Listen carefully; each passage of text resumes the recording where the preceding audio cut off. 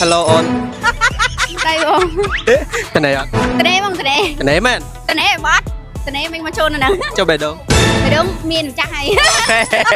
Mau bị khát nè đà. Bông spư. Bông spư. Cái uột đó. Cái bông mừng mới có đăng ấy. Lấy môi rồi nè. Thật buồn. Xong ngày nắng uột ở khăn. Uột bị ai bông? Uột bị khát bóc luôn này rồi bạn bay cái lại. Ok. Nó. Man.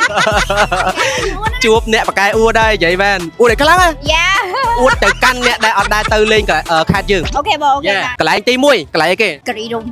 Cái rôm. Mày cái lá cái rôm. គ្រីរំនិយាយទៅមានទេសភាពស្អាតធម្មជាតិហើយសំខាន់ណាស់អ្នកនេះខែល្ងាទៅមានព្រើរបៀបដូចព្រើ មានព្រិលទៀតទៅគ្រីរំមានព្រិល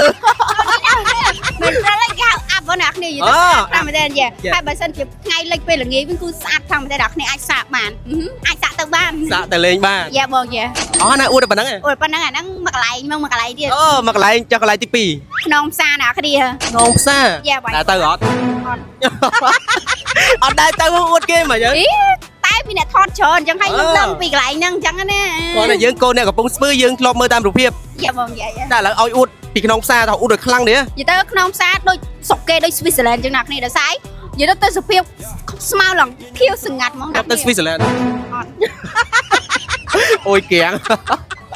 តើអួតបន្តទៀត យ៉ាហើយគាត់ថាផ្លូវពេលឡើងទៅវាពិបាកតិចឥឡូវគេអាប់ដេតគឺស្រួលឡើងទេអញ្ចឹងតែគេដែលគាត់ចង់សាកឡើងក្នុងផ្សារឬក៏ចង់បានទេសភាពដែលស្អាតប្លែកភ្នែកចូលចិត្តបោះតង់អីអាចទៅក្នុងផ្សារនៅខេត្តកំពង់ស្ពឺបាន អូខេអ៊ីអួតរៀងមាន power នេះ ហើយ អួតកន្លែងទី3 កន្លែងទី3នោះគឺទឹកជ្រុះទឹកធ្លាក់នៅជ្រាវណាគ្នា ទឹកធ្លាក់ជ្រាវ ហ្នឹងហើយទឹកធ្លាក់ជ្រាវ ច្បាស់អត់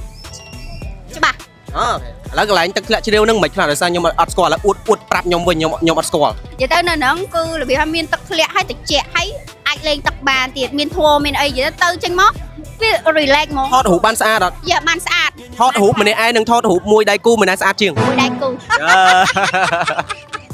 តោះ3កន្លែងហ្នឹងមានអីអួតទៅកាន់អ្នកអត់ដែរទៅ និយាយទៅសម្រាប់3កន្លែងហ្នឹងនិយាយទៅនៅកំពង់ស្ពឺគឺមានកន្លែងដើរលេងច្រើនខ្លាំងមែនតើអ្នកគ្នាអញ្ចឹងតែគេដែលគាត់ចង់សាកអាចទៅសាកនៅខេត្តកំពង់ស្ពឺបានគឺមានរមណីយដ្ឋានឬក៏កន្លែងលេងស្អាតច្រើនខ្លាំងមែនតើអ្នកដែលគាត់ដែរបានទៅខ្ញុំ recommend ឲ្យគាត់ទៅសាកខេត្តកំពង់ស្ពឺម្ដងអញ្ចឹងណាដឹងអ្នកគ្នាជាប់ចិត្តហើយ អូអ្នកនរគ្នាគេអួតបែបធម្មពលរបស់គេមែននេះមកគេហៅអ្នកបកកាយអួតអូខេអ្នកកំពុងទស្សនាធ្លាប់ទៅ3កន្លែងនៅក្នុងខេត្តកំពង់ស្ពឺនឹងអត់បើសិនជាធ្លាប់ទៅខមមិនប្រាប់ផងបើសិនជាអត់ដែរធ្លាប់ទៅដូចខ្ញុំទេប្រាប់ផងដូចគ្នា